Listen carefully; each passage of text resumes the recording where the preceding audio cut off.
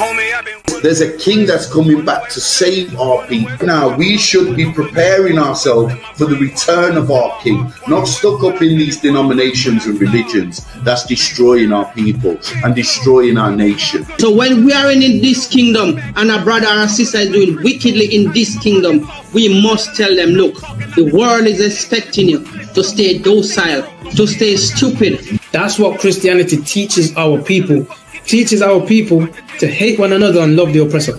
Like, we'll never forgive one another for anything that another brother or sister do to us, but we'll forgive the oppressor in a heartbeat. There's something wrong with that, man. Imagine living your life as a whole Christian your whole life, and life's good because you're a Christian and Jesus is white and everything's going great, and there's a landslide and the earth opens up and you go downstairs and you walk through this place and you see a black Jesus, man. Why is Jesus Christ black with an afro in the catacombs, man? This predates the Renaissance period. So when you read the book of Genesis, the trees in the garden with other nations, a leaf, what does a leaf do to a tree? Cover the tree. So Adam took the covering of another nation. What's the covering of another nation? Their culture. So when the Most High saw him and said, yo, Adam, where are you, man? Why are you? Don't mean I can't find you. It means like who is this nigga? But where are you, man? I don't know you. Okay. So the Ba al Banya Yasha'ala wa Amarath al Ham wa Aidya Yahweh. The Ba means speak. Al, when it's joined with something, so al Banya means what? Unto, right? Excellent. So al, when it's joined with something, means unto. Banya means children. Yasha'ala is Israel. So unto the children of Israel.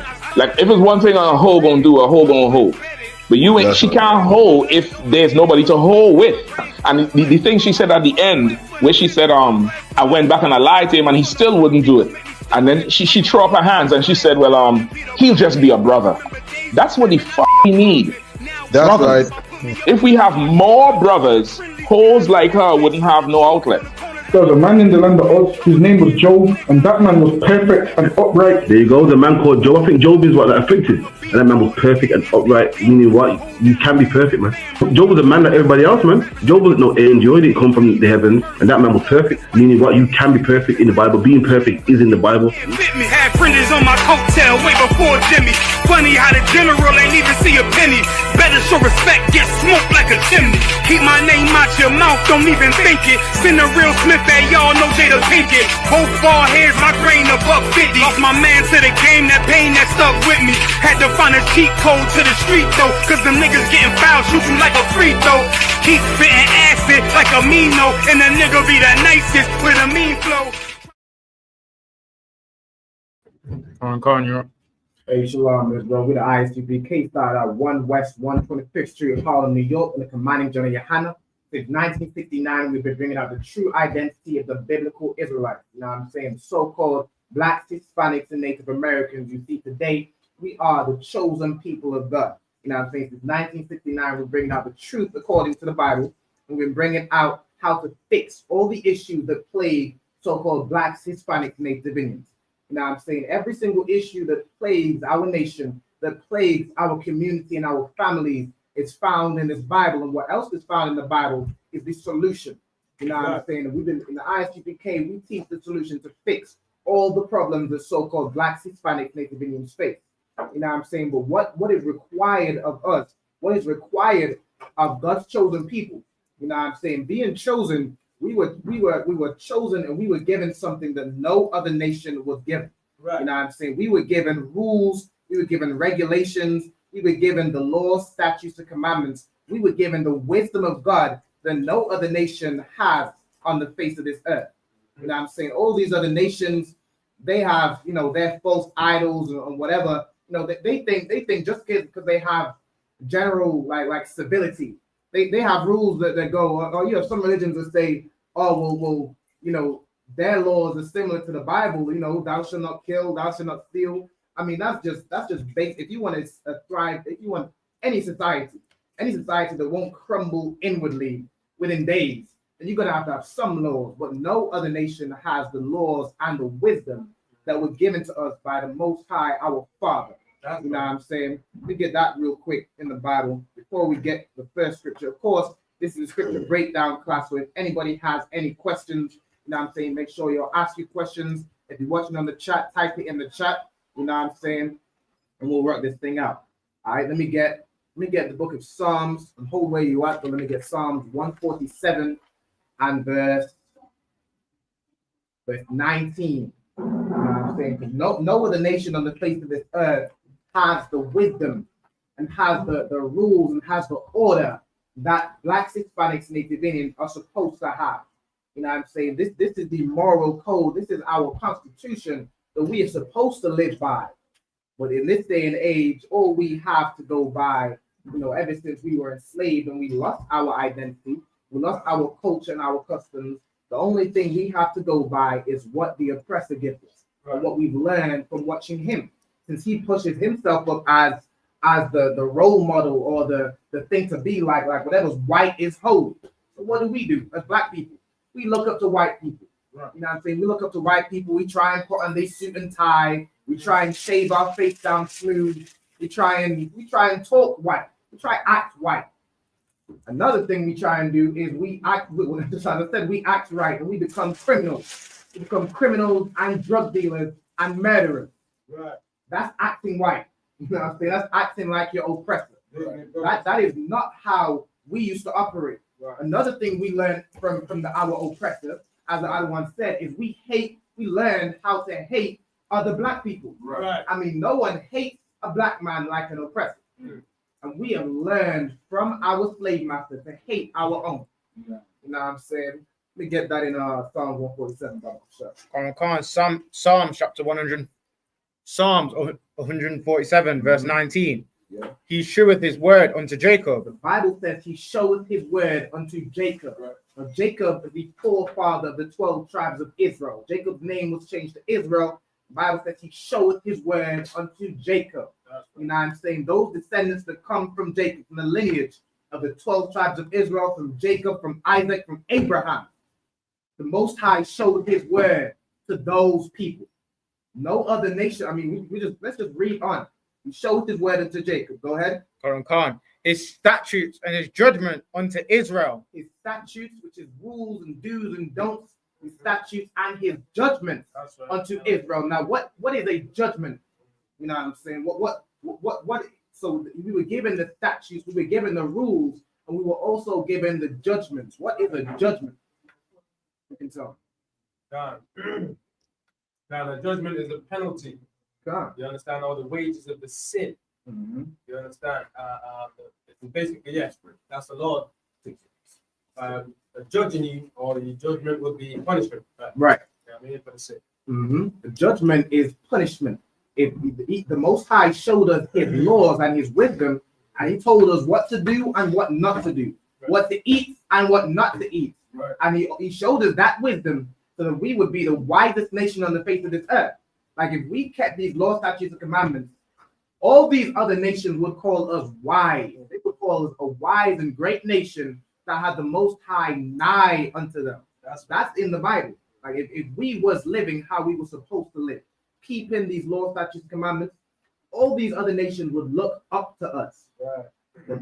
But for right now, the way we live in, when we're just doing whatever our oppressor is doing, we're living like him. We're celebrating his Christmas and his Easter and his whatever idol worship and pagan holidays he serves.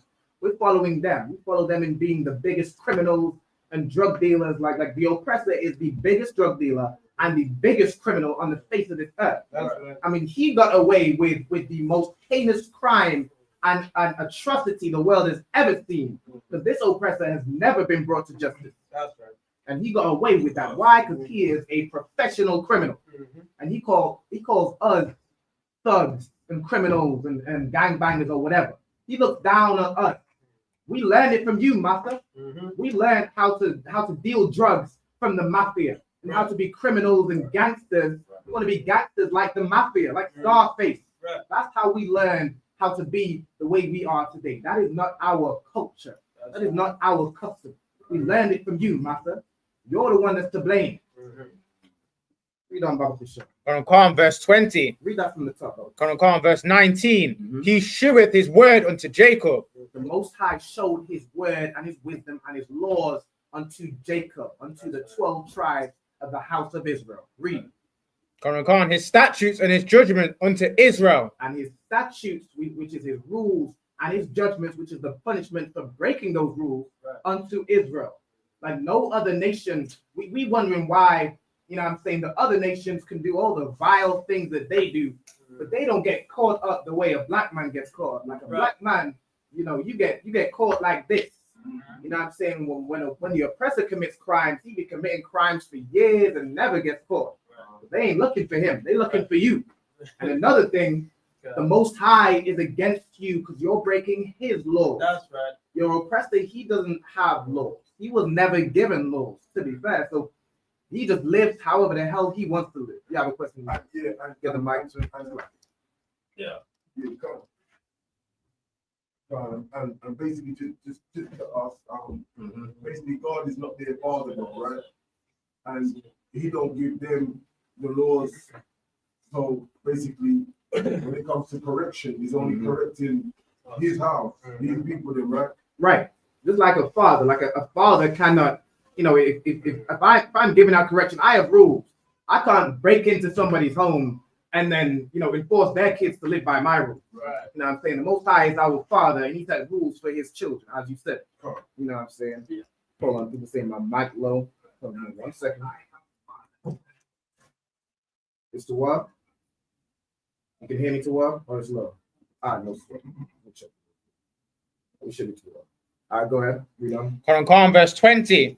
He have not dealt so with any other nation. He have not dealt so with any other nation. Like no other nation has these law, statutes, or commandments. No other nation is chosen for the Most High to give his law, statutes, commandments. Right. And read on. Quran. And as for his judgments, they have not known them. And as for his judgments, these other nations have not known the Most High's judgments. Right. Like they don't, you know, the Most High doesn't correct them the way he corrects us. Like the oppressor is wicked beyond you could even imagine. Right. Like his wickedness knows no bounds. Right. But a black man does something that is against the law, you will feel it. You will absolutely feel it. Why? Because his judgments, these other nations have not known them. That's right. But we know them. I mean, we suffered for over 400 years in slavery. Right. We know the Most High's judgment.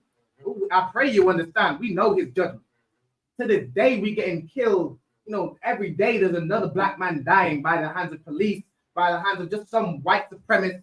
You know what I'm saying? Some old oppressor with a gun goes in a church and shoots it up. Right. You know what I'm saying? We get unalive and killed, you know, like you wouldn't believe. Why? Because we know the Most High's judgment. Because the Most High gave us rules, right, and we get punished when we don't follow them. Right. We absolutely get punished when we don't follow them. Matter of fact, I'm going to show you a punishment of what happens when we don't follow the commandments. Are you finished in this verse? It just says, praise ye the Lord. Praise ye the Lord. Right. That these other nations were never given the law, were never given the Most High's promises, and they don't know his judgment. Right. Praise be the Lord that they don't even get the judgments from the Most High. Because the judgments are righteous. But because they don't get the law and they don't get the judgments, they also don't get the blessing that we get. Right. The blessing that we get when we keep God's law. Right. I can show you that too. All right, I'm going to show you what happens when we don't keep the laws. I'll show you the judgments we face. In Deuteronomy 28, where we read verse 15. Deuteronomy chapter 28, verse 15. Yep. But it shall come to pass if thou wilt not hearken unto the voice of the Lord. But it will come to pass if thou wilt not hearken. Like if you don't listen to the voice of the Lord, if you don't listen to the priests and prophets that are telling you how to serve the Lord, if you don't listen to these priests and prophets that are telling you how to change your life to fit, you know what I'm saying, to get the Most High on your side. That's right. If you don't hearken into the words of the Most High, then what? The Lord thy God, to observe, to do all his commandments and his and his statutes. To observe and to do all his commandments and his statutes. Not just the what they call it, the 10 Commandments. They call it the 10 Commandments, and they can't even keep that. I mean, good night. I'm sure it is adultery in them 10 Commandments. I'm sure it is. Is it? I mean, shoot. They can't even keep the 10. Then Christians be unaliving and assaulting little boys. If that's listening to the 10 Commandments, it should be. But good night. Those Christians cannot keep God's laws to save their life. Quite literally. They just cannot do it. All right, read on. Khan, which I command thee this day, that all these curses shall come upon thee and overtake thee. If we don't keep the law, statutes, commandments of the Lord our God, that he commanded us this day, that was given to us by Moses, was given to us by all these prophets, you know what I'm saying, that taught us the law, that taught us how to keep the law. Right. That like the you know what I'm saying, Christ taught the law. I know it's another lie that Christians tell you that the law is done away with and Christ nailed it to the cross. Christ kept the law, right, and he died for our sins. So why would he die so that we can just continue sinning? How can we say we're following Christ or we're walking in Christ when we're not walking the way that Christ walked? Christ kept the law. So you're saying you follow Christ, but you ain't following him to keep the law. Right. You follow him, but you're doing something he didn't do, and you're eating pork. You're following him, but you're doing something he didn't do, right, and you're putting up a tree in your house for some reason every 25th of December or sooner, and putting gifts under that tree and decorating a damn tree in your house. Right. For what? Christ never did that. Christ never put up a damn tree in his house. Matter of fact, they say it's Christ's birthday. Christ never celebrated his birthday. That's right. Celebrating birthdays is not a custom of the Jews. It's a custom of the heathen. Right. It's a custom of the oppressor. You know what I'm saying? It's like you got questions about hypocrisy. It sounds like hypocrisy to me. Like, it sounds like hypocrisy. Right. Like the church always saying, you know, they believe in God, they love God, but can't forgive the same brother that's sitting right next to them for anything. So that sounds very like the church. Salakia. You're absolutely right. The Christians love to say they believe in God and the blood of Jesus, and you know Jesus is hugging them. Apparently, it's always some hug and some, I don't know. It's just a little soft in that Christian church. It's a little, I don't know. I mean, Christianity just makes, like, if you're a brother and you're Christian, it just puts an effeminate spirit on you. I swear. There's no other way I can slice it. Brother, I don't know why you're trying to hug Jesus, but what you should be doing is following his command. That's right. That's what you should be doing, like a man. A man follows a command from a man that's above him. Right. Christ is above you. Follow his command. Worried about the hugs and kisses from Christ and the warm fuzzy feelings and the rapture, which is, I mean, I don't even want to tell you what the rapture is. What the rapture, what all them Christians believe in. A rapture is a strong sensual feeling. And Christians are worried about. I can't even say. I mean, good night. Christianity is. It's weird.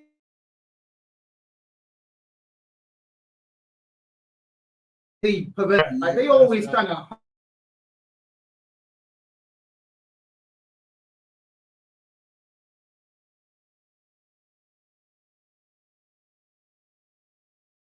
About no warm fuzzy feelings inside. Christ is a man of war. Christ came to set a man against his. In the Bible it says he's come not to send peace on earth, but a sword. Right. That's Christ. But you trying to turn that man into a man that's gonna give you hugs and kisses every Sunday while you jump up and down and roll along the floor and speak absolute nonsense. Right. Like the other question. Bible say that Christ is an austere man. So like, you just down to your point. The Bible says Christ is an austere man, meaning he's strict. That's right. He ain't that seasonable politics. Right. I mean, you're absolutely right. The Bible says that Christ is an austere man. I can get that real quick. In Luke 19 and verse 21. All right. Hold where you are. Yeah. All right, no sweat. We're gonna jump. We're gonna get this right quick. This is a real description of Christ in the Bible.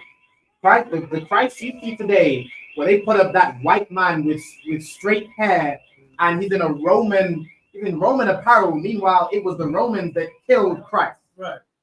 Yeah, the Christianity is white supremacy.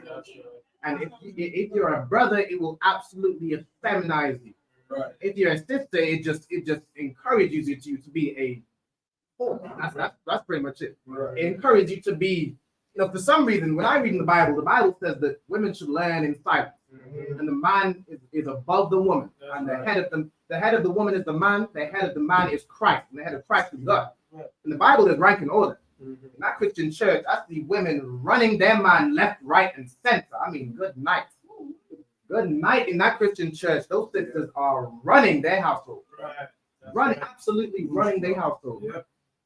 I mean, yeah, the Christian church is not the house of God.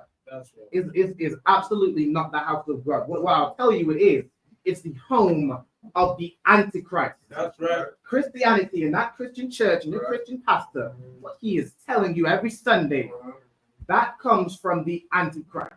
Christian church, the ISUPK, I'll tell you straight, it's the home of the truth. It's the only place where you will find the real truth about what life is about. We will just tell you straight up and down. In Ecclesiastes, it says, fear God and keep his commandments. But this is the whole duty of man. That's it. This is where you find the truth about who you are, what is your responsibility, how you're supposed to act, how you're supposed to deal with each other. You will find the truth. You might not like it. You might not be able to do something you've been doing all your life. You might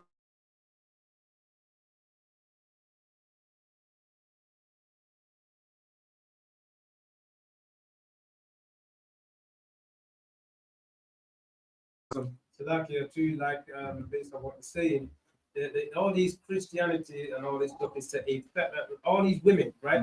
So-called Christian women, the loudest women on the planet, loud mouth, and they run in the house, like you said. They're ruling over the black man in the house right now. Right. Yeah, but for the few black men that's in the home, you know what I'm saying? Because as Commanding General Johanna says, we're trying to get every black man in the black house. That's to take hold of their house and rule their house in righteousness and decently and in order. Right. But the point what I want to bring out is the fact that Christianity has gotten into the spirit of Christianity, has gotten into the house to feminize the black man and destroy the black house. Because the black woman's running the house, man. And that ain't biblical, man. That ain't supposed to be happening. And that's why our nation is destroyed. They have got the men that are destroyed, are running the streets, and then the men in the house are quiet as a mouse, when the women are running the house. And that's not what the Lord requires. That's why our nation is destroyed today, man. As well. Yeah, I mean, Christians believe in happy wife, happy life. They don't serve Christ. There's no masculinity in that Christian church. Like sorry, you had a question? Yeah.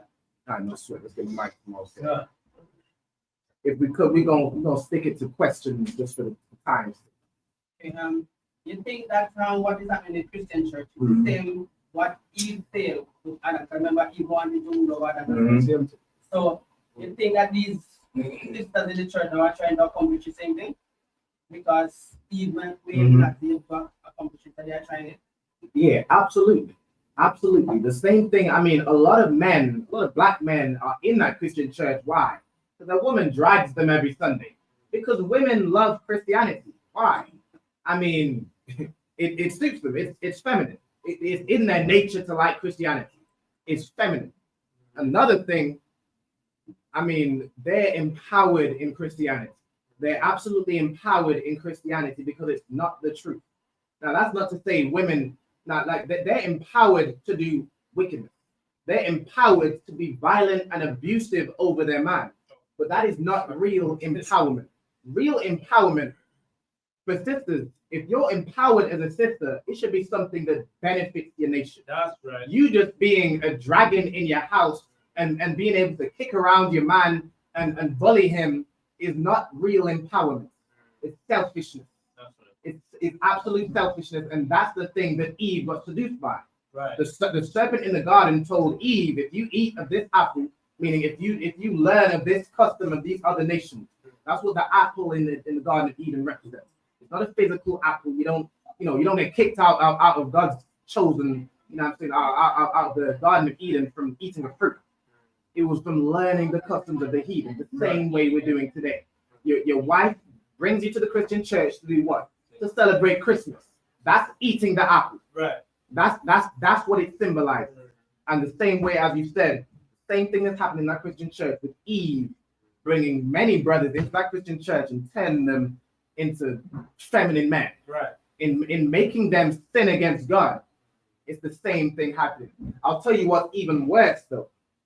not only are the women bringing their men to the Christian church, and that's the whole, metaphorically, that's the same thing with Eve and the in the garden, and the serpent being deceived by the serpent, which is the oppressor. That's right. That old serpent. Right. That same serpent in the garden, the same snake and serpent that enslaved you for over 400 years. That's right. Yeah, that's straight.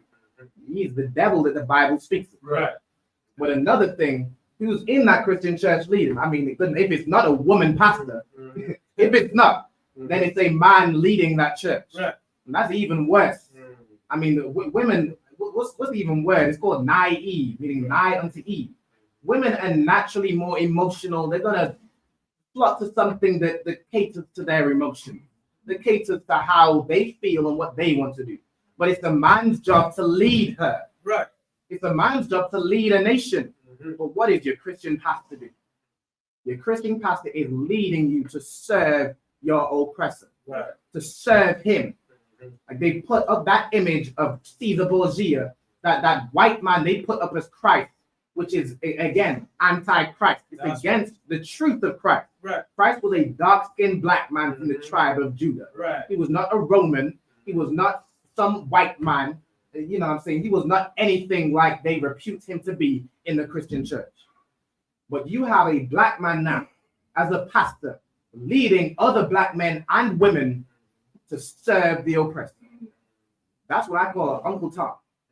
That's all it is. They singing and dancing and clapping and leading the congregation to do the same as it's just entertainment for the oppressor.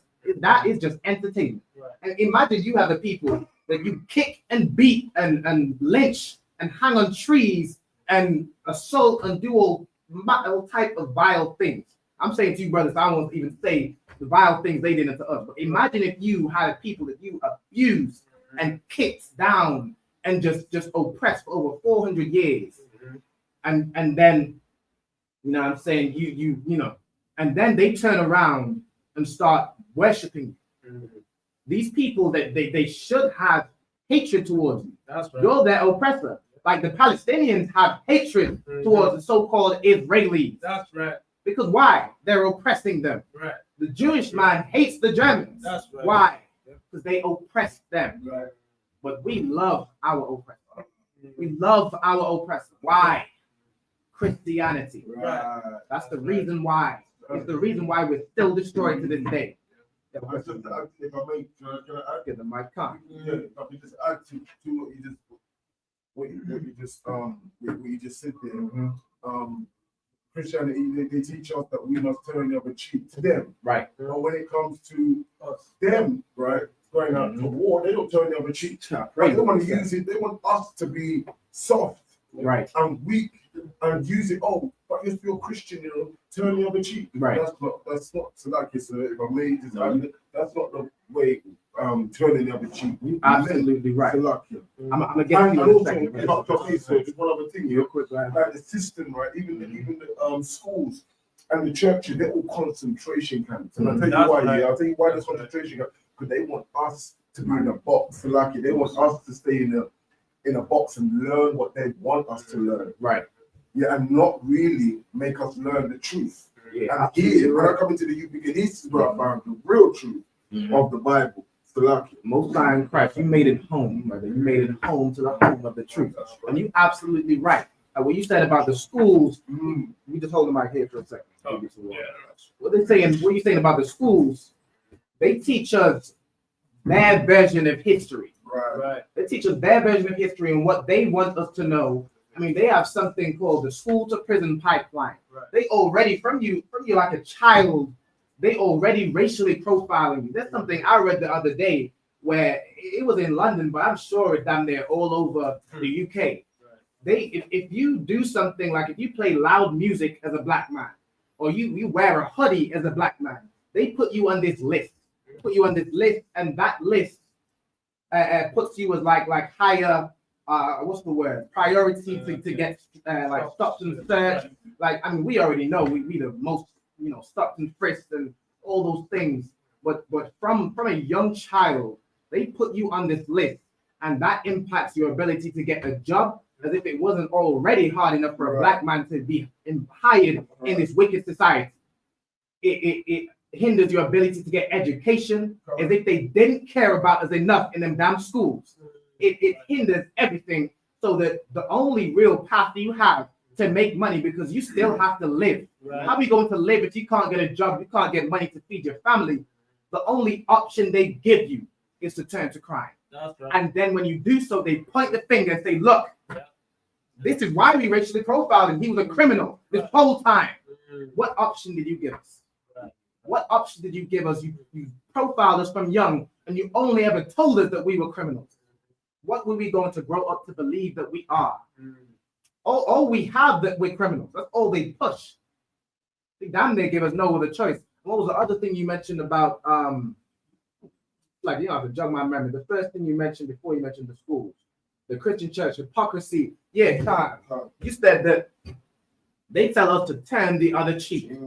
But yo, oppressor, I mean, whenever it's wartime and someone does something to him, I mean, Bin Laden and Osama Bin Laden and what was that other, you know what I'm saying, those Saddam Hussein, when 9/11 came around, your oppressor, which he's supposed to be Christian.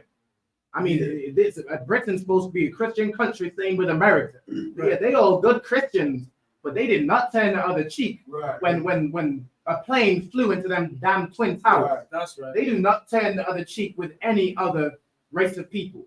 I mean, if you look in Northern Ireland right now, Northern Ireland is a war zone right now because of some, probably they're saying some Romanian or two Romanian guys assaulted some young girl, and they just tearing up Northern Ireland, attacking every foreigner, not just every Romanian.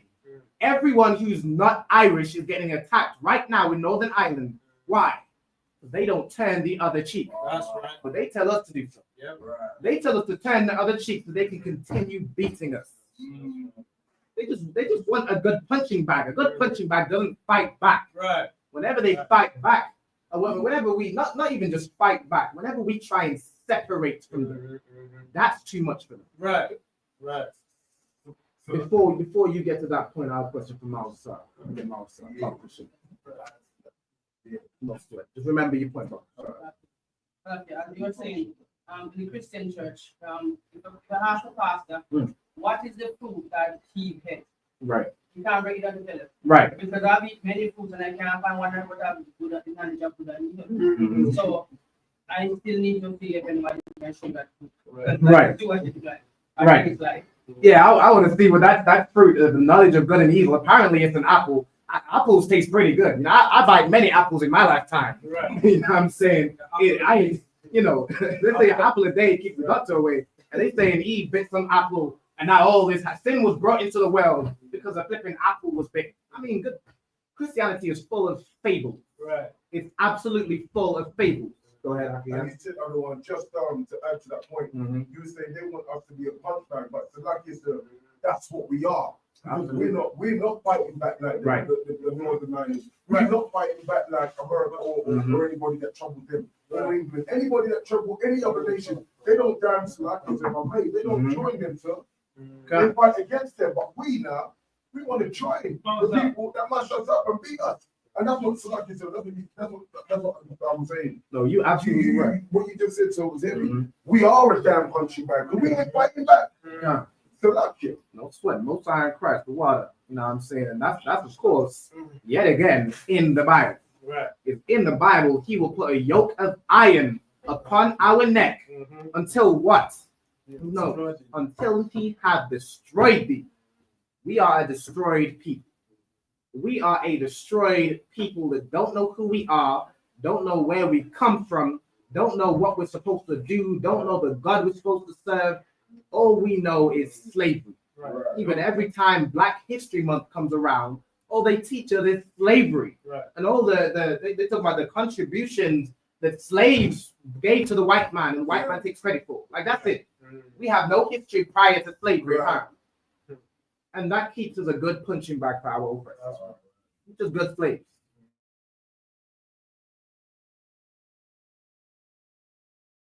You put that yoke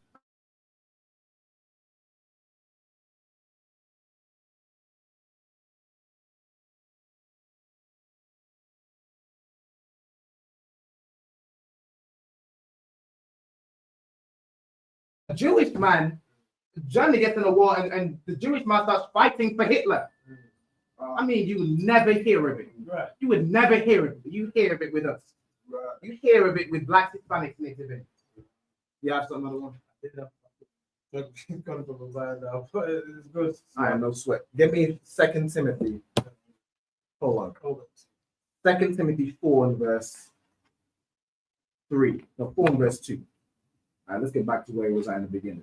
Now in the Bible, we was reading about the what we were just gonna go to was the curses before we get a little sidetracked. I get a little passionate. So like, I believe in this Bible wholeheartedly, and then I get passionate when I see the condition of my people, my brothers and sisters and children, my young nieces and nephews.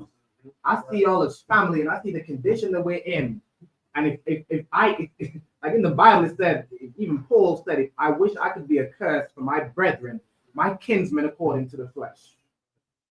I wish if I could take the burden so that everyone could just realize who we are and to come out of that Christian church and serve the Most High, I take it. Right. I take it. Unfortunately, it's not possible.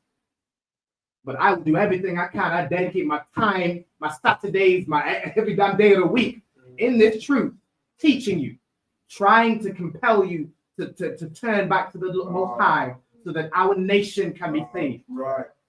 I mean, it's all good me knowing the truth. Right. It's all good me keeping the laws. Right. But what benefit is it if my people are still suffering? That's right. What benefit is it if we're still if our sisters are still aborting their children, man?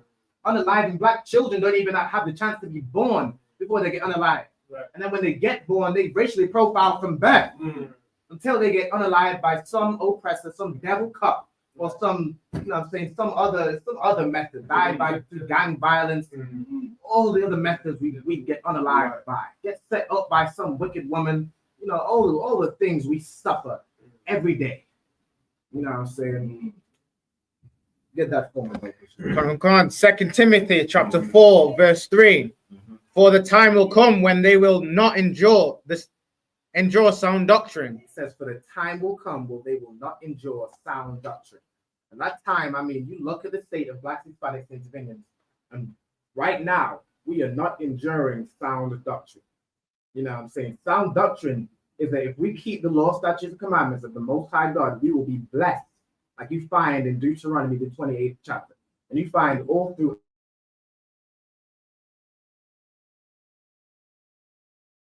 out the Bible, compelling us and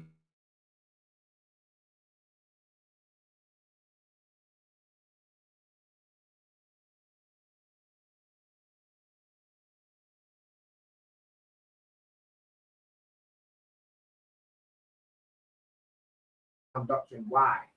Because Christianity is just too damn comfortable. It's too easy. It's too sweet. It's like crack cocaine. It's like a drug that you're addicted to. Right. Even though you know Christmas is pagan, I mean, you do a quick Google search, you find out the origins of Christmas. I mean, the only place you find Christmas in the Bible is in Jeremiah 10 and verse 4, where it tells us, learn not the ways of the heathen, and all their customs, but the customs of the heathen of vain. Right. It tells us, for one, cutteth down a tree in the forest and puts it up in their house and decks it with silver and gold. That's what you do every 25th of December. Every December, you do what? The customs of the heathen. Right. The Bible tells us specifically not to learn the ways of the heathen. Right. We don't endure sound doctrine because Christianity is just so sweet. It's sweet like sugar, it's sweet like honey, and it is a drug that our people, Blacks, Hispanics, Native Indians, have been addicted to since they whipped it into our backs in slavery. Right. You thought you learned about the good word and the blood of Jesus, just by your own volition. No, it was whipped into your back in slavery. White Jesus was whipped into your back in slavery. Right. Read on, brother. But after their own lusts shall they heap to themselves. After their own lust shall they heap to themselves what? Teachers. After your own lust. Like if you want to be, if you want to feel like you're serving God, but still be a drug dealer, you do what? You become a Christian or a Muslim. Right. I mean, the biggest drug dealers, they all have that Christian cross around their neck, all of them. I mean, the biggest drug dealers and criminals and gangbangers, they all have some Christian cross around their neck, or they're all Muslim. I mean, you look at all them black rappers that are all Muslim, they all deal drugs. And that's if that's your lust, if that's what you want to do, you want to destroy your community so you can get rich and buy the new Jordans and have the new PS5 or whatever the hell it is you buy with your filthy drug money that you destroy your own community with. If that's what you want to do, then you become a Christian or a Muslim. Right. If you're some whore and all you want to do is just whore around and lie with 10 different men before you settle down and get married, get some certificate, some piece of paper from the white man, right. And now this means that you're married. You become a Christian. Because in the Bible, sound doctrine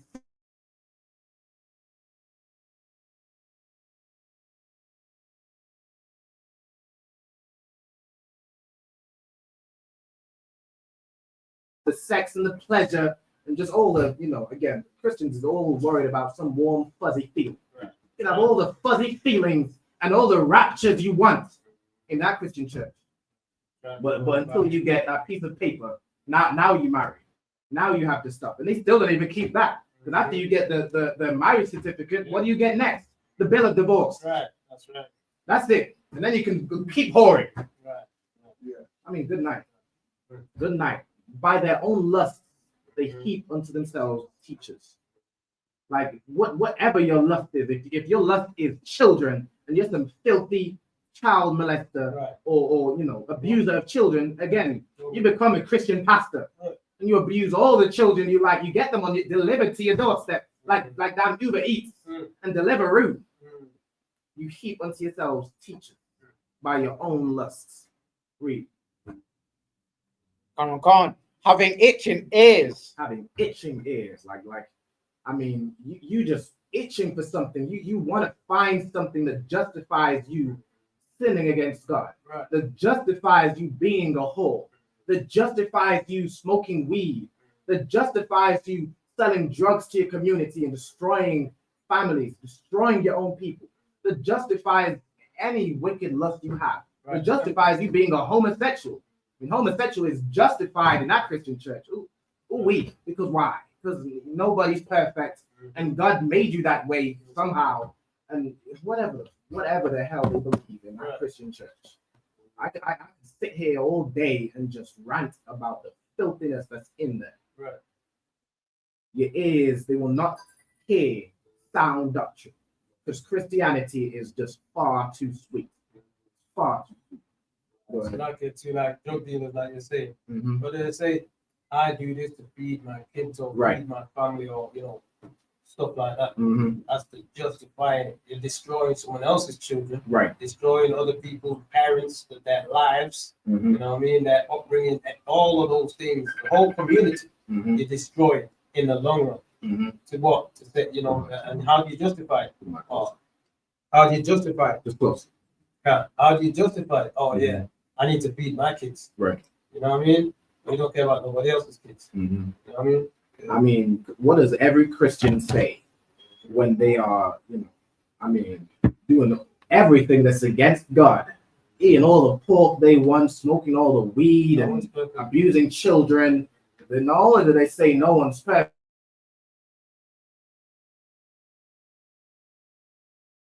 they say God.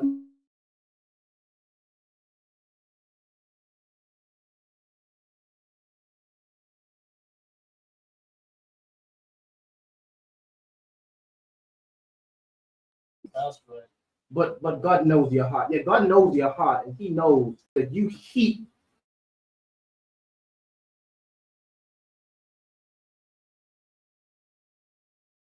because of your self.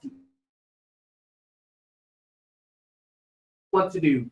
You join back. You join Christianity. We done, brothers. Khan. Verse 4, and they shall turn away their ears from the truth. And you will turn away your ears from the truth. Like when we come out, when we speak at camp like we did in Leicester. Give that a hand, you know what I'm saying? ISUPK was in Leicester today at camp, blazing on the street, and we'll be back again. However many times, whatever we have to do, wherever we have to go to bring this truth to Blacks, Hispanics, Native Indians, we will do it and we will go there. But what did we just say? Read that again. And they shall turn their ears from the truth. But they turn their ears from the truth. Whenever we go out and we tell our people what's so evident, what's so blatantly true, they turn their ears away. Well, that's not what my pastor told me. And I've been wanting to believe whatever my pastor told me, because I can do whatever the hell I want. When, you know, I listen to my pastor and still feel like I'm serving God. Right. That's all it is. You want to sin and do whatever it is you want to do, but still feel like you're serving God. Right. Well, Christianity is the perfect place for it. Just be all up in that Christian church all your life and smoke all the weed you want and have all the, orgasms you want, just whatever it is. Have all the sex you want, whatever. Until what? Until you get HIV, until you get AIDS, until you get lung cancer, until the Most High deals with you. Just stay in the Christian church. Until it gets shut up by some crazy Edomite. Stay there. I mean, we've been in there for over 400 years. What's a few years more? If you can't handle the truth, then, I guess stay in the Christian church until you receive the judgment that only you have known. Right. Until you receive the judgment for breaking God's laws that were given to you. Yeah. You have two paths. The Most High set before you life and death. You can keep these laws, statutes, and commandments, or you can stay a Christian or a Muslim, which is just another brand of Christianity. It's just Christianity with, it's just a certain aroma. It's a certain aroma with them Arabs. It's just Christianity with Arabs. That's it. Read. And shall be turned unto fables. And you're turned unto fables. You're turned unto, fables like Eve ate an apple and all of a sudden sin entered into the earth. You're turned into fables like God loves everybody. Meanwhile, you're getting beaten down and oppressed, and no other nation really believes that. Every nation loves their own. Like that, they'll say that God loves everybody, and they'll be all nice to you. They might be friends with you, but when push comes to shove, when these race wars kick off, like they're about to, like they already have. The summer riots, Northern Ireland right now, they're burning down the houses of all foreigners in Northern Ireland right now. When nation rises against nation and it becomes an all-out race war as is prophesied in the Bible, you will see the truth. Give me the background on that Northern Ireland. And they attacked two little girls, right? Yeah, apparently it was 3 people that are accused. 2 of them are Romanian, and which is just what, Eastern European. Yeah, 2 of them are Romanian, and because of that, it's really an excuse. It's not because of that. That's just the excuse they're using to burn down the house of anybody who's not Irish. That's really all it is. Like the oppressor in the summer last year used, what was it, that Rwandan boy, to just use that as an excuse to just go around. They thought it, they say they thought it was some Muslim or whatever. They went around burning mosques. They went around attacking anybody who's not white. Like there was some, I don't know if it was a brother or not, or African, but someone who got kicked the hell up in Manchester. Surrounded. They're using that excuse. Like, and in regards to the thing in Ireland, like what you're saying is deep, man. It goes to show that black people are so compassionate. Right. Whenever we ask a black man, whenever black people see us, they go, you can't do that, man. So we don't have it is to be slaves, man. Right. We don't have it is to be oppressed, therefore we don't oppress nobody else. Just what, 60 years ago, the Irish were oppressed, man. Right. No blacks, no dogs, no Irish. Right. You think they know how it feels? Right. I will give the Eastern Europeans a break. They ain't like that. So while we're living in La La Land, loving everybody, no nation does that, man. You say, don't be mean to white people because you just want to oppress. Don't scream at the Asian man. Let's not make the Asian man feel hard in England because we know how it feels. The Irish man also knows how it feels. Is he giving that? Is he giving the East Europeans a break? Right. Is he being nice to them? Nah. Give it that, man. Christianity only works for us. You absolutely right, sir. You absolutely right. Like Irish people love to act as if they're, they were right there with us. They were on the plantation. You would not survive the plantation. Your skin would fall off your body. But they like to say, well, they were oppressed. I mean, yeah, the oppressor is the devil the Bible speaks of. He's so oppressive, he oppresses his own. I mean, good night. He is such the devil that he will even oppress his own people. But they don't believe to turn the other cheek. I mean, those Northern Islands, they're not turning the other cheek. Two Romanians apparently got accused. Again, this is all alleged. I don't really care whether they did it or not. It's not my business. But 2 Romanians went around and assaulted some young girl, and I don't know who the third one was. The third one was accused. He could be Irish, but they don't care about that. Now, because, again, that's just the excuse. Every foreigner, people who have nothing to do with the crime that was committed, their houses are getting burned down with them still in it. Children are being burnt to death because 2 Romanians attacked some young girl. I mean, your oppressor, he believes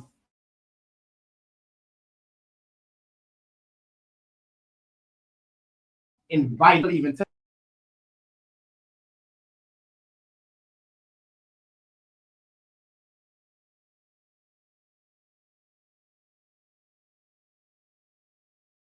hand with our oppressor. We should know who our enemy is and gather together as a people to fight spiritually against it. Now, the only way we can fight with black, Hispanic, Native Indians, the condition we're in is because the Most High wants us to turn back to Him. Like, the reason we're in this condition is because we turned against the Most High. And so He is punishing us. So the condition we're in, we don't get out of it the same way every other nation gets out of it. I mean, every other nation gets out of it by other nations like banding together and fighting with them. Like the Jewish man was freed from the Holocaust. Why? The British and all them European countries, they went to war with Germany. America, they went to war with Germany and helped and freed or whatever the Holocaust survivors or the victims of the Holocaust. And they get paid to this day. You know what I'm saying? America pays them and Britain pays them. They were saved by the white man. I mean, white Jesus was real in that day. White Jesus saved, if he's real, he would only save the Jewish man. He would only save whenever their people are in trouble. But black people, I mean, where were the nation that fought for us, that fought to free us? Where were the nation that gathered together and say, okay, well, you know what I'm saying, these people were oppressed in Britain, oppressed in America, oppressed in the Caribbean, oppressed in Southern America, in you know what I'm saying, all those islands we were oppressed in. Let's give them a land where they can go to. Like the Jewish man was given a land. And they decided, they were figuring out where they should put him. And they decided, okay, well, the land of Israel, they gave him a section there. And that's where they were given to heal from their oppression. Who fought for us? And who sat in a room and said, well, we can't have these people, you know, you say you so-called freed the slaves or whatever, slavery's over apparently. And we all just getting along and, you know, living all handy dandy. But where was the meeting where they, you know, spoke about, well, where should we put these people so they can heal from the generational trauma that they suffered? Right. So they can heal and learn that, get their identity back and just be away from the man that unalives them to this very day. Right. Where was that meeting? Where was that people that fought for us? You don't find it. The way we get freed is not like any other nation that gets some freedom or some salvation who catches a break. Yeah, we don't catch a break by any other nation. I mean, it says it in Lamentations, 4:17, we have longed in our longing, we've longed for a nation who could not save us. That's right. We can't.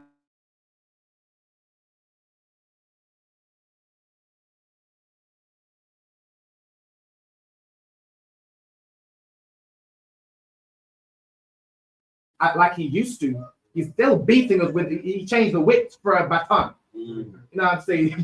But I guess he ain't. You know, I mean, you could argue that the condition we're in, I guess it wasn't as bad as slavery. But I mean, we still slaves. Right. We just slightly more comfortable. Now instead of being a caged chicken, we free range, where we can, maybe have your own place and rent out. Meanwhile, he controls the rent and he charges you rent to the point where you're living paycheck to paycheck and still have to do what?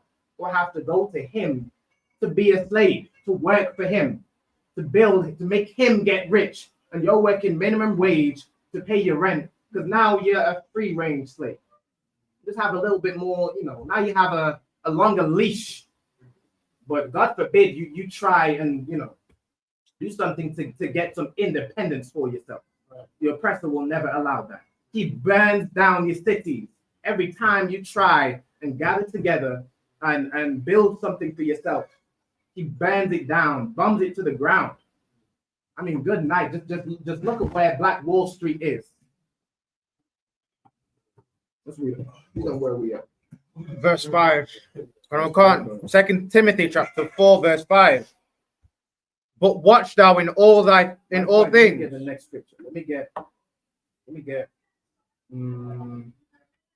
get Isaiah 14 and verse 1. Let me get that. Matter of fact, Ecclesiasticus chapter 2 and verse 1. Let me get that real quick before we do that. All right, now this is what we have to be aware of as Black Hispanic Native Indians.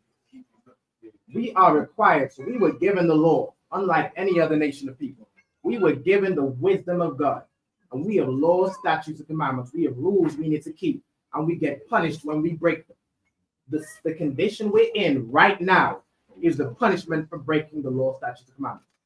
The way we get out of it, if you're getting beat because you broke your father's rules, how do you stop getting beat?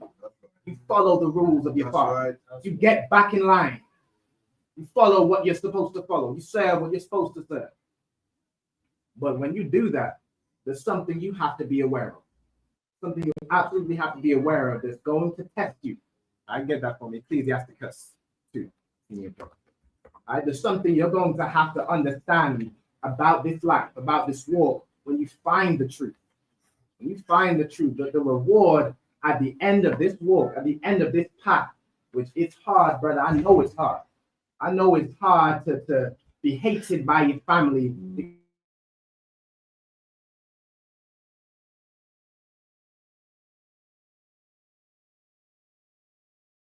Because you don't go to family, as if Christmas time is the only time that a Black man can spend time with family, or a Black family can get together, as if it's only Christmas. Right. You could pick any day of the year. Let's just organize something. Everybody get the day off work, man. Figure it out with your slave master. Get the day off work, and we're gonna have a family gathering. We have high holy days in the school. You know what I'm saying? We have, high holidays where we gather together as a people and we celebrate the Lord's feasts. As if Christmas is the only time Black people can gather. I mean, good night. But we understand this walk is hard. It's something you have to be aware of in this walk. Read that for me, brother. Chapter 2 and from verse 1. Ecclesiasticus chapter 2, verse 1. Mm-hmm. My son, if thou come to serve the Lord. If thou come to serve the Lord. If you come to serve the Lord, the real God of this Bible, not white Jesus. It's easy as hell to serve him.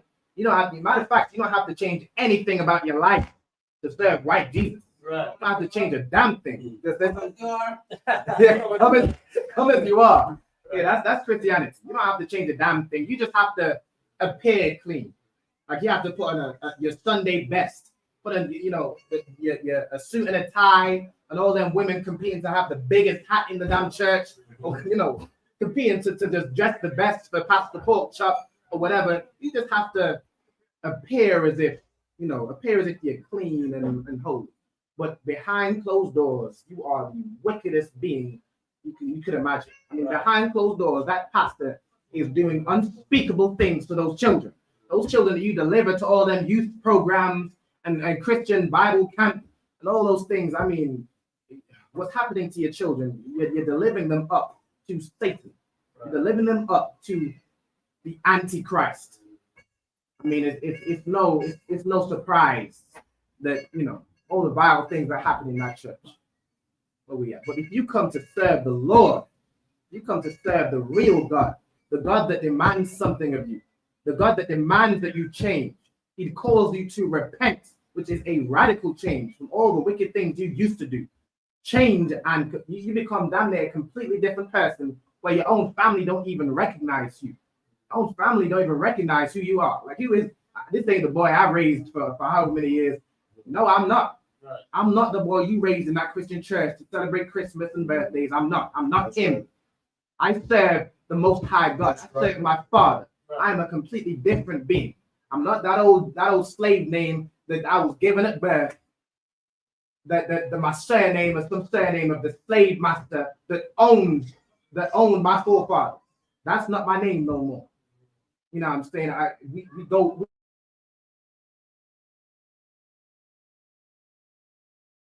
We have a not a new.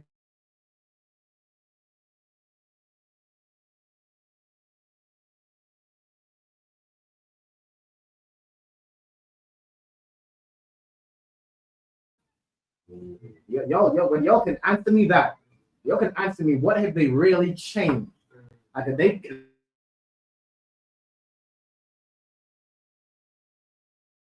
keeping the you can. Until then, I don't want to hear nothing about no born again. They is not born again in that Christian church. You get dunked in some water and you're still filthy when you come out. Right. You're still filthy when you come up out of that water. But freedom, bro. Khan, prepare thy soul for temptation. When you come to serve the living God, when you come to serve the law, statutes, and commandments that your Father wants you to do, prepare your soul for temptation. You're going to be tempted. You're going to have people coming against you. You might lose a slavery. Your family you just can't get along with your family because they can't get along with you because you get along fine with them. Right.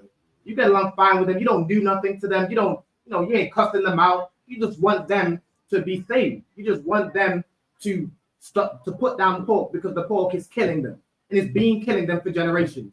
You want them to put down the weed because it's killing them. You want them to put down the wicked things that they do in their lifestyle because it's killing them. You want your sister to not have that abortion. So when you have that abortion, your body's confused and don't know what to do. It thought it was pregnant, but now it's not. And you get all manner of health complications, and you might get breast cancer or all types of cancers, or you might become infertile now, where you can't even have children when you want them. We're trying to save you. But you can't get along with us because we're telling you something you don't want to hear. And your ears turn away from the truth and they turn unto fables. They turn even deeper into that Christian church. Now you eating pork just to spite us. Now you eating pork in our face. I mean, good night. Prepare thy soul for temptation. Prepare to be tempted. Prepare to suffer something. You know what I'm saying? Prepare to be tried. And it's going to read on in this verse. So we read on. Read on for me. Verse 2. Set thy heart aright. Set your heart aright. Like, you have to set your mind right. That no matter what happens, no matter who tries to come against me, no matter what new doctrine someone comes at you with, you have your mind set aright, and you can't be turned from the truth that's in the Most High. You can't be turned from the truth that's in Christ. You have to set your heart aright. And no matter what looks appealing to the eye or whatever appeals to the lust of the flesh, your mind is set right so that you can resist all temptation. You know. Khan. And make not haste in time of trouble. And make not haste in time of trouble. Meaning in time of trouble where something happens, where some people might come against you. With the ISUPK, we will stand our ground. We take ground. No matter what people try to come against us, no matter if the police try and shut us down, no matter if some whatever the hell, some local council tries and comes to us and say whatever we have to do, whatever. We stand our ground. That's right. Matter of fact, we take ground. That's right. In the face of adversity, we will continue to spread. Who gives a damn about if I can't use a mic, I will raise my voice. My voice is loud enough. My voice, listen, if y'all can't hear me, then y'all just don't want to hear me. But I raise my voice. If I can't use a mic, then I will damn near yell and scream till my voice is gone. Till I can't teach no more. And then I'll type it in the screen and show you. I'll show you. Listen, Matthew what? 15 and 24. you go rather to the lost sheep of the house of Israel. I will have to, if I have to type it and show you on my phone, I'll do it. I will preach and teach this word till my voice is gone. And then I'm just out for a couple of days. I'll come back. I'll come back. I'll come back and I'll be even louder the next time. Read. Verse 3. Cleave unto him and depart not away. Cleave unto the Most High and depart not away. But don't be quick to flee in time of trouble, man. Like you lose a job and all of a sudden you have to leave the truth because you lost the job, or you have to leave the truth because of some woman, or you have to leave the truth because listen, man. I just want to get along with my family, man. I just I can't do this Israelite stuff no more. It's just it's hard for me, man. I lost my job and I've been struggling to do this and struggling to do that. And my parents don't like me and whatever. I could give a damn about the struggles you go through. The struggles you go through are supposed to be a test to make you stronger. It's supposed to make you even stronger for this truth.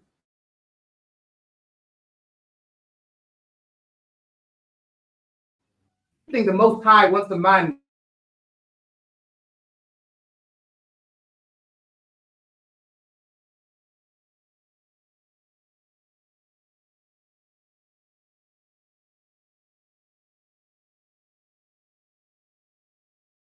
before they ate swine's flesh.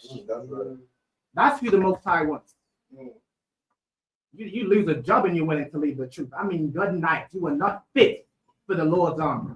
You are not fit for the truth.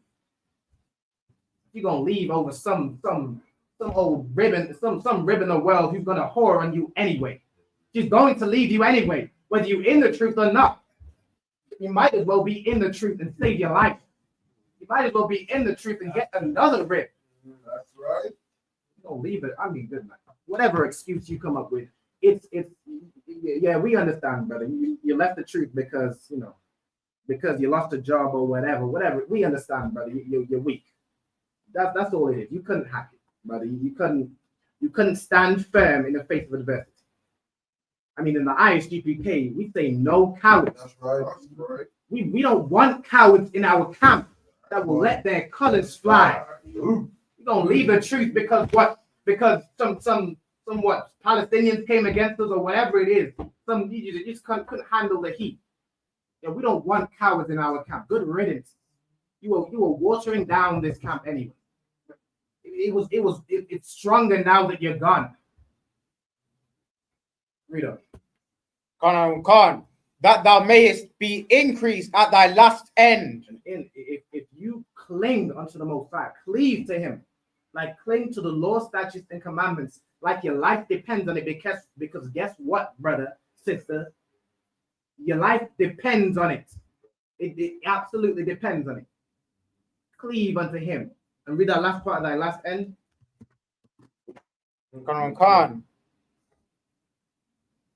That thou mayest be increased at thy last end. That you may be increased at your last end. You might lose a job now, but if you stay in this truth, you will gain the kingdom. That's right. Who gives about a job? Right. Who gives it down? Get another one. That's right. Whatever you have to do to pay the bills so you can make it to camp and speak even more. You know what? Losing a job should make you even more in this truth. Right. Should make you speak out against this oppressor more. Because that oppressor is taking you. If he takes your job for the truth, then he's trying to silence you from waking up your people. That's right. That should give you even more reason to continue waking up your people. That's right. Read that last part again. But thou mayst be increased. Read that whole part before it. Khan, verse 3.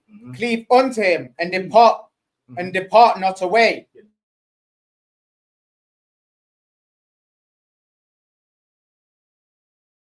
Depart. The Most High needs soldiers. He needs strength. He needs sisters and brothers that are not going to fold. Like don't think that it's just brothers. Sisters, we need you to be strong. That's right. We need you to be strong when your husband gets another rib because it's absolutely lawful. That's right. Stay with that man and be saved. Be saved by him. We need you to be strong when whatever emotion you're feeling, whatever demon is in your ear telling you, just like the serpent told Eve, to, you know what I'm saying, whatever it is. What women can't teach and women can't do this and do that. You think you should be that serpent in your ear telling you, well, those female, what the female bishops and whatever teaching, they're strong and they're this and they're that. Listen, a woman that plays her role in the nation of Israel is the actual strength. That's right. Like women, I mean, sisters, you are damn near not the foundation, because the foundation is men, but y'all are the pillars that hold up the foundation. That's right. Like y'all support these brothers in this school, and y'all cook for us and feed us and nourish us and give us the strength to go back out of camp, to go back and teach another class, to go back to the slavery, work our ass off, and after that, come to class and teach. Do even more work. Y'all are the pillars that hold up the foundation, man. Y'all are supposed to support your man, support this nation. That's what real strength is. Real strength is not yelling at your man, trying to control him and manipulate him and beating him down until it's okay, okay, all right, enough. Happy wife, happy life, whatever. Whatever you want me to do, I'll do it. I won't look at another woman, making vows that they know they ain't gonna making vows that you're gonna be the only woman I ever have eyes for. Brother, come on, brother. You ain't gonna keep that. And then your wife is just gonna beat you again. It's gonna beat you again. Living in the dugouts. Good night. Now you on the couch, you out the house. Your clothes are being thrown out the window. You're being cussed out your name. I mean, good night. You just, sisters, that is not strength. That's right. What strength is supporting your man? Right. Like every other nation, their women do what? They support their man, and their nations are strong because of it. That's it, right. Like the Arab man and the Arab man and woman, they are together and they're strong because of it. The African man and woman, they're together and they're strong because of it. Our women, you have let your oppressor turn you against the man that is put on this earth, protect you and lead you and guide you.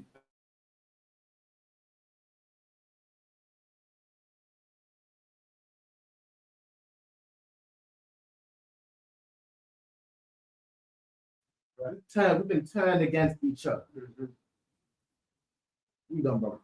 Quran verse 4. Whatsoever is brought upon thee, take cheerfully. Yeah, whatsoever is brought upon you, whatever it is that you suffer. Brother, we all suffer. Take it on the chin. Contact your camp leader. Get the support you need. We all brothers. We all go through struggles. We all, we know that the oppressor is the devil that the Bible speaks of. You don't think we know that the oppression you're going through it? We've been through it. We've been through it. We lived through it, and we're going to continue to go through it. But what was that part? Whatever is brought upon you, take it cheerfully. Like, you have to smile in the face of oppression. Even if you can't pay your rent, just smile and know that whatever happens to me, I know that my brothers have got me. I'm going to try. I'm going to work. I'm going to do whatever it takes. But whatever happens, I know the Most High has me, and the ISUPK. You in this school and you paying your tithes, and you in the school, you doing work. Yeah, we ain't just gonna leave you to suffer. We will support our brothers like we know the same way we need support when we need support. Same way we get support when we need support. So whatever is brought upon you, take cheerfully. Be damn near glad that you're going through this, because you're going through this because the Most High loves you. Because the Most High wants to test you to see if you really about him. If you really about this truth, man. If you really no coward. If you really, you love to say no cowards and you like the masculinity the ISUPK has.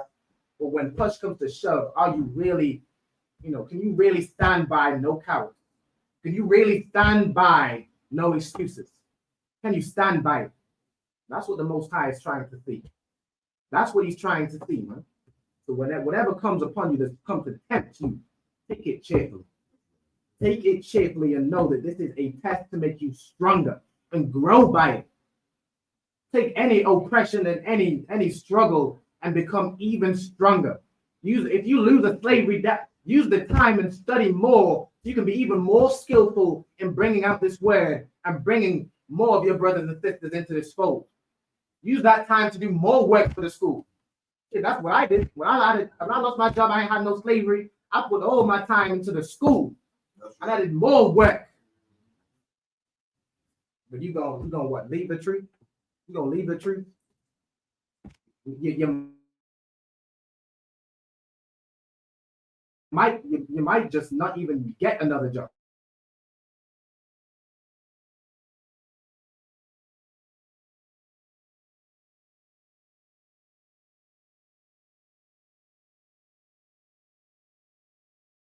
Until the very end, and to endure temptation.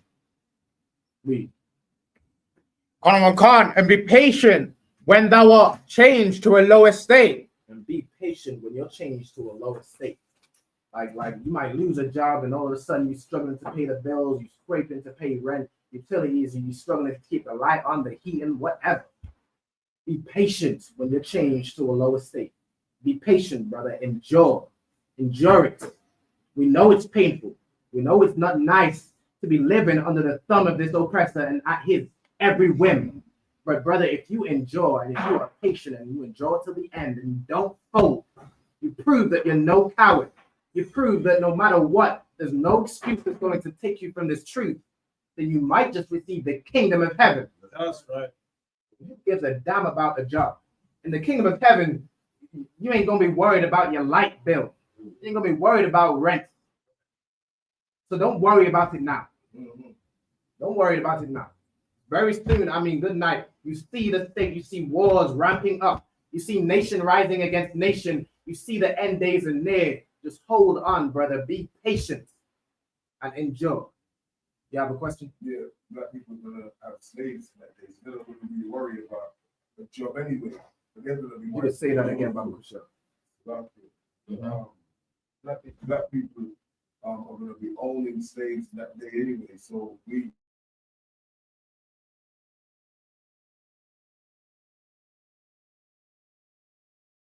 ain't gonna. You are, yes, sir. So yeah, it's like it's the article. God, now you're right. You know what I'm saying? This kingdom of heaven, we're going to rule over our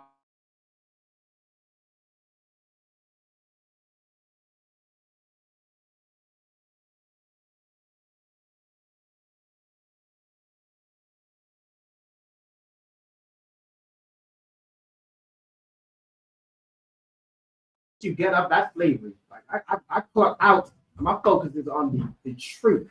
My focus is on the word. I work tirelessly day in and day out for my people, and I'll suffer it so you can receive this truth. We in the ISUPK, we will suffer it. We will dedicate our time. There's so many things we could be doing on Saturday. So many things. We could be resting from the hard week we just had. And that Friday, every Friday is damn near the worst day. It's hell. Every Friday, like Friday and Monday is the worst day. And we give our Saturday to you. Why? Because we are patient and we endure. And whatever comes our way, whatever struggle, even if your Friday was hell, you're still gonna come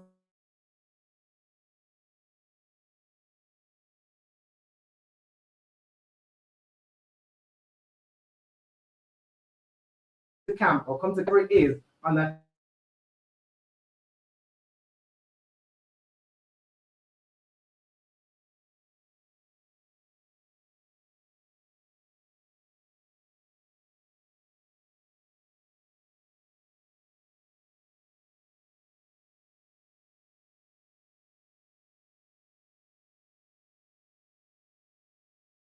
You found some new doctrine where now you can sleep with white women, or you find some new doctrine where now all people can be saved, or whatever.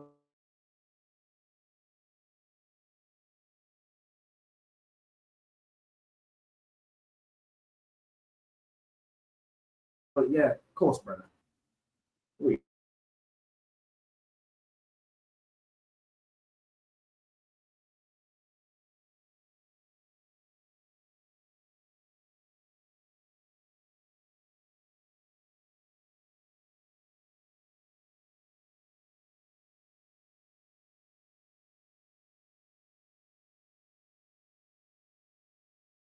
and say, Khan the one Khan. When you become a sister in this school and become and humble yourself and be in class and cover your head and say, Khan.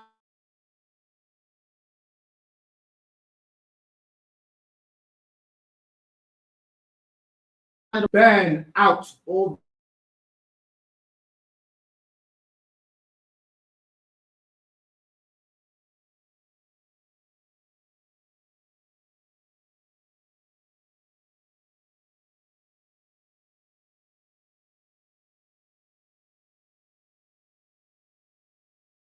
like gold is tried. You think a checking is just so what a brother can get on your back? A checking is to try you. It's to make you better. It's to make you stronger. Endure. Breathe. Gold is tried. Khan, an acceptable men in the furnace of adversity. And acceptable men are made in the furnace of adversity. Like if everything was just all, if everything was perfect and we already had the kingdom of heaven and you were keeping the law, I mean, it's good that you're keeping the law, you doing your duty. But really, if everyone's keeping the law and you keeping it, it's nothing special. I guess it's nothing special. But when everybody is doing everything against the law and you're the outlier, but you still stand for the Most High, no matter what your people do, no matter if no matter what they try and convince you to do, and they convince you to smoke that weed, or convince you to sleep with that whore, no matter what it is that looks so fun in this kingdom, you're going to stand with the Lord. No matter what adversity you face, you're going to stand with the Lord. That adversity makes acceptable men. It makes you acceptable. I mean, shit, without checking, without going through something and being proven, we don't really know. They know cowards, but we don't really know if you know cowards. I know these men that sit by me, these men that were with me when a mob attacked the camp, these men that stood with me when we were in all types of dangerous situations, and we still here, and we still going to teach the law. We still going to teach God. We still going to tell the truth about our people, no matter if it kills us. I know these men are no cowards. Acceptable men are made by adversity. These men in the ISUPK, like if you go through Hebrew Academy, I know this brother right here, Abadyagar, this brother went through Hebrew Academy and went through adversity. He is an acceptable man. That's right. Not only is he acceptable, these brothers in the ISUPK are exceptional. Read.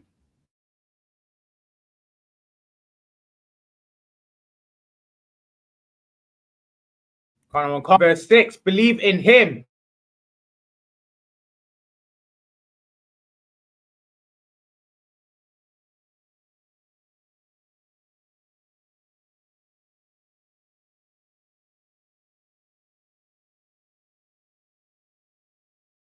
Stand up that no matter what, you're going to serve the Lord. That's right. No matter what, you're going to serve the Lord.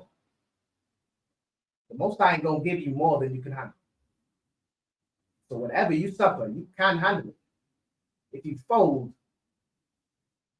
you know that you can handle it. You just wasn't strong enough.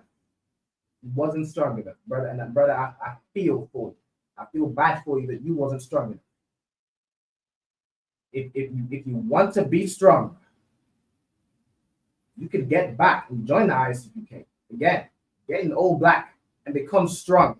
It will build you back up from the dust of the earth that you decided to fall back to. We'll build you back up. But brother, you have to prove yourself. If you want to be an acceptable man, you want to be worthy of the kingdom of heaven, you have to prove yourself to be worthy of it. You don't just come like in Christian church, they believe that they can do whatever the hell they want and be saved and get the kingdom of heaven and the blood of Jesus and receive the rapture? Yeah, all those, those intense emotions and feelings. Yeah, I mean, good enough. Don't be Christian about it. Be a man. Like, read the story of Job. Job was perfect, and Satan tried him. Job went through far more than you ever go through. And you leave the truth. I mean, good enough. You are a coward. Be like Job. Be like Job. It's like that's like when you put it like that, it's true, man. Talking about a job, doing job life. It's not like imagine like as a man with kids myself watching the road die off. Right. And your job as well. It's true, man. They wait for a lot, man. So man that just not been on it.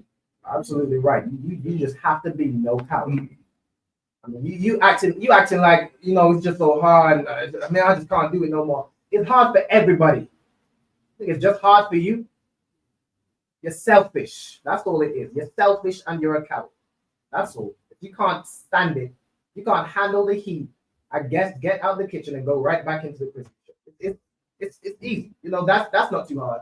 The Christian church is easy. I mean, anybody can be a Christian, literally. All the child molesters and all the criminals and drug dealers, they can all be Christian. You can be Christian too. If you're weak and effeminate, you can be Christian too. Read more. Read on. Khan, order thy way aright. And suffer it and serve the Most High more and trust that He has you. Trust that He's not going to give you more than you can bear. All right, where you at? What verse you at? Verse 7. Skip ahead. Let me see where I want to skip. We're a little short on the time. I'm gonna get a few more verses for you. All right, 2 and verse. Let me get jump to verse 12. Khan, Ecclesiasticus chapter 2.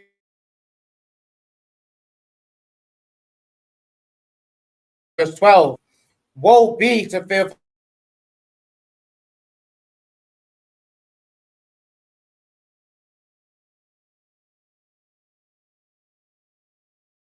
and run. Woe be to him. Woe be to faithful heart. And what? And faint hands. Like you go through something now, all of a sudden the work is just too much and you can't bear it. I mean, if you leave the school now, another brother has more work. Maybe you should just bear it. Bear it and suffer it together. Right. Woe be. Read that part again. Khan, woe be to fearful hearts. Yeah, woe be to fearful hearts. You're just too scared. I understand, brother. You just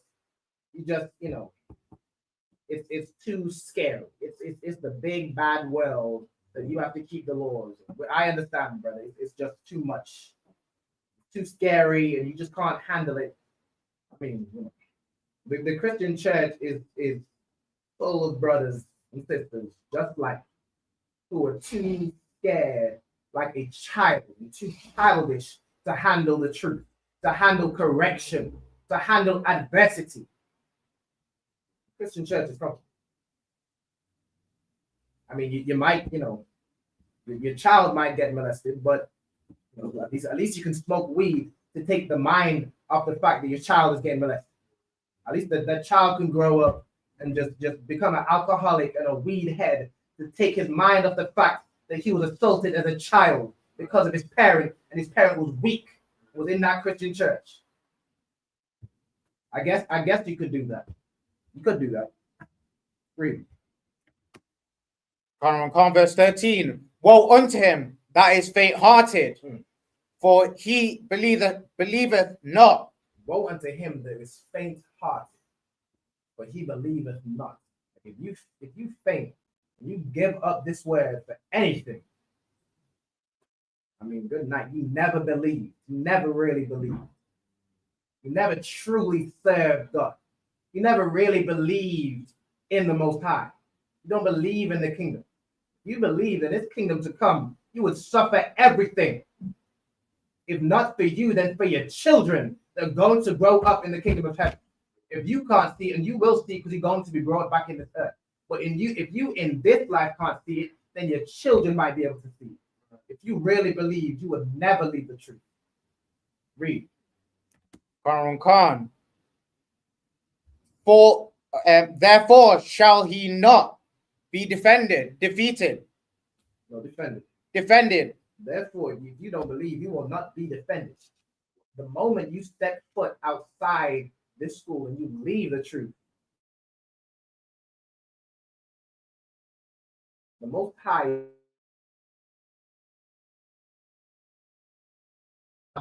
defending you. The oppressor is still the devil the Bible speaks of. You're still not going to get that job. You're still going to get fired simply because of the fact you're a black man. Now you don't have the Most High's defense. You at least have the Most High on your side. Read. Khan, verse 14. Woe unto you that have lost patience. And woe unto you that have lost patience. In the school or in the truth, doing the word, keeping the laws, and all of a sudden, you just lose patience. Like you can't wait. You're gonna have to wait. Matter of fact, if you're sick and tired of waiting, then do more work to wake up your people so that the kingdom of heaven can come sooner. Don't leave because you're sick of waiting or you lose patience. Be even stronger and learn more ways to bring more brothers and sisters into the truth. So Christ can crack that sky and give you justice and give you the kingdom of heaven. Do more work. Read. Khan. And what will ye do when the Lord shall visit you? And what will you do when the Lord shall visit you? When you go back to your sinful, filthy ways and the Most High decides, all right, no, because you had the truth. You had the law, statutes, commandments. You knew the answer. I gave you these priests and prophets which taught you the word, which raised you up, which taught you how to live. And you left. You went right back to smoking weeds. I'm going to visit you. Now, I'm gonna get you for that because you had the answer. Now, you turn back to that weed, you're going to get lung cancer. You turn back to those whores, you're going to get AIDS, gonorrhea, every STD and STI under the sun. You're going to get it. You're going to lose more jobs. You're going to get more into debt. Whatever it is you turn back to, the Most High will visit. Read. Khan. Verse 15. They that fear the Lord will not disobey his word. They that fear the Lord will not disobey his word. If you fear the Lord, you will not disobey his word. A Christian disobeys the Most High's word every day. Why? They do not fear the Lord. Right. If you receive this truth, and if you are a brother that claims you fear the Most High and you want to serve the Lord, you will not disobey his word. Right? Read. Khan. And they that love him will keep his ways. And they that love him, you will keep his ways. Christian does not love the Most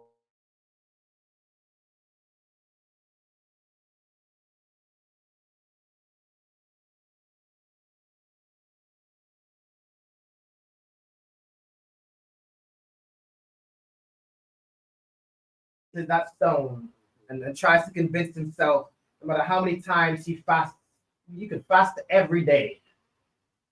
You disobey the Lord.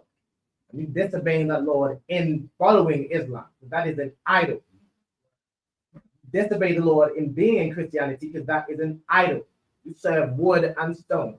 You serve that Christian cross and you serve that Kaaba stone. You don't love God. Read. Verse 16. They that fear the Lord will seek that which is well pleasing unto him. You will seek that which is well pleasing to the Most High.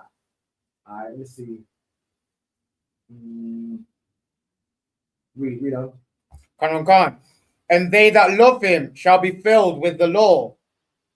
They that fear the Lord will prepare their hearts and humble their souls in his sight.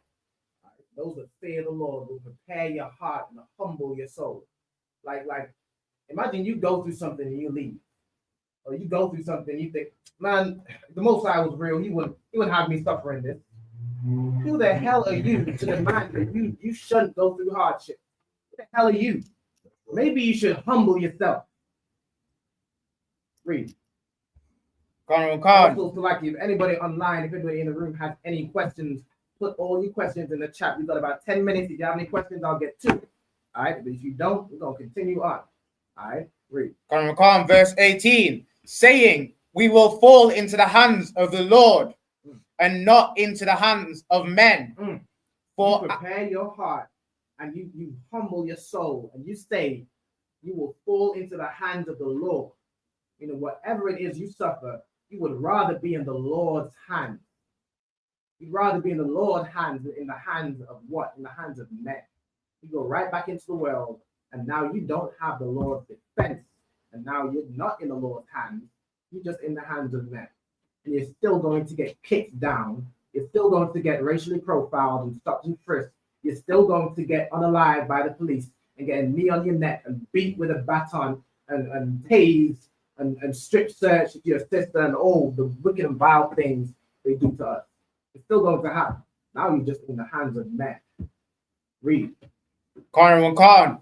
For as his majesty is, so is his mercy. The Most High is merciful. The Most High is absolutely merciful.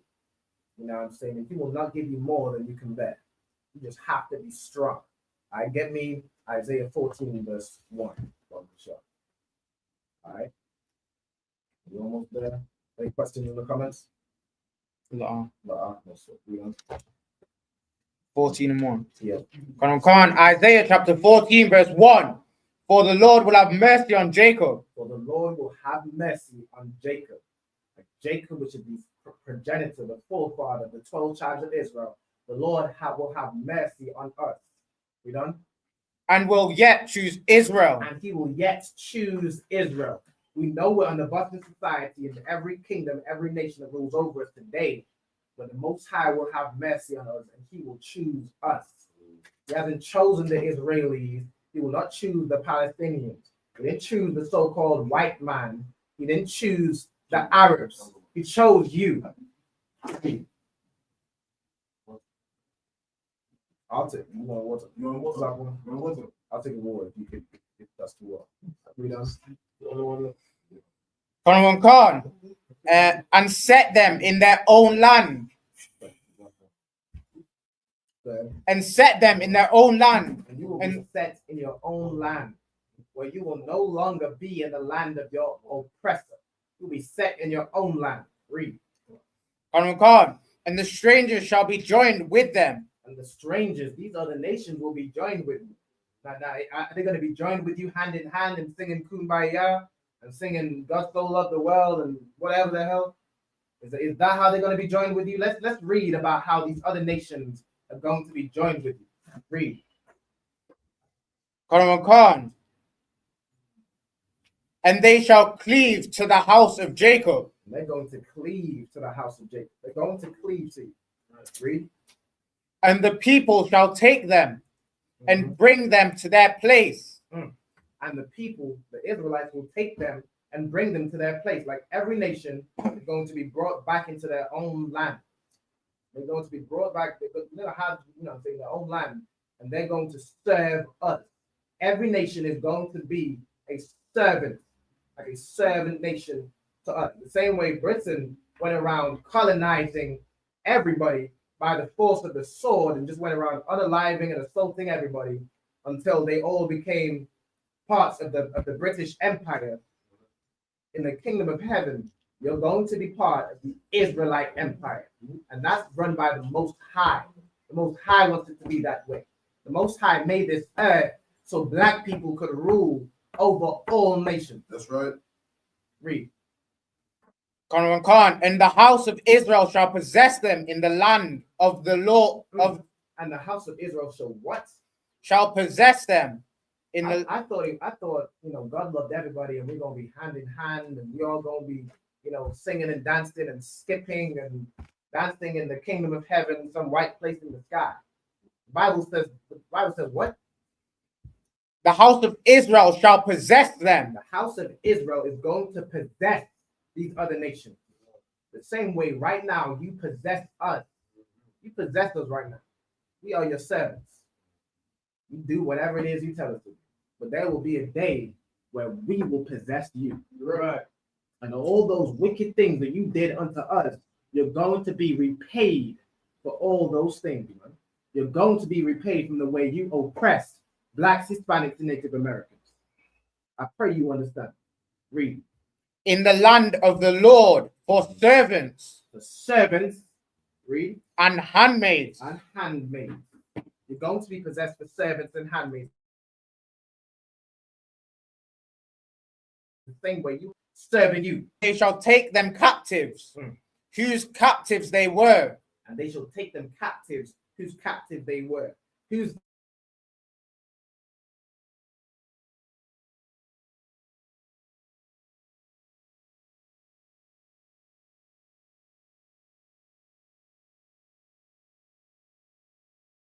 whose captive?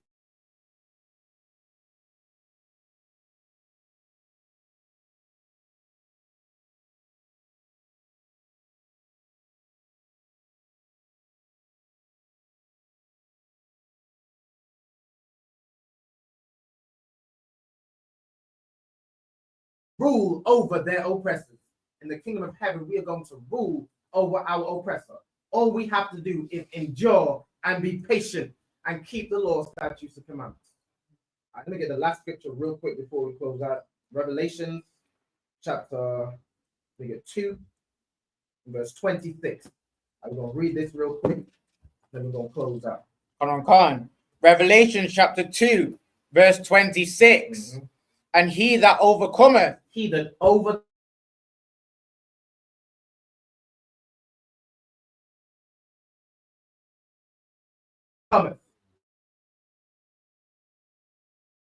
prove themselves to be no coward. He that overcometh, read on, and keepeth my works, keepeth the Most High's words unto the end. Unto the end. Don't lose patience and give up. He that keepeth his words unto the end, read on. To him will I give power over the other nations. To him will the Most High give power over the nations. If you want to, just give up the ghost and just be a Christian again. I mean, you will always be a slave for these other nations. Right. But he that overcometh and endureth unto the end, the Most High will give power over the nations. That's right. That's what I work for. That's what I work for. So not only I, but my children and my children's children and my whole nation will have power over these nations that had them in slavery and in derision and in oppression. Read. Con. And he shall rule them with an iron rod. He will rule them with an iron rod. He will rule them with strict rules. Right. With an iron rod, man. Read. As the vessels of potter. As the vessels of a potter, go ahead. Shall they be broken to shivers? Of the vessels of a potter, they shall be broken in shivers. The same way in this day and age, we are broken. They break us when they kill us every single day. Right. We're broken to shivers, as if we weren't oppressed in. Right. You're going to receive justice for what you did, man. Right. The Most High did not forget. All right. And with that, that is the class. You know what I'm saying? I'll pass the class over to priest and officer, or pass to Zap one. You just close out with a salute.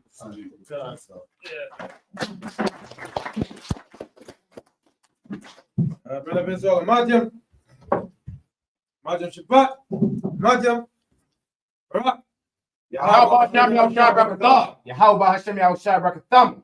Yadamata. Class dismissed.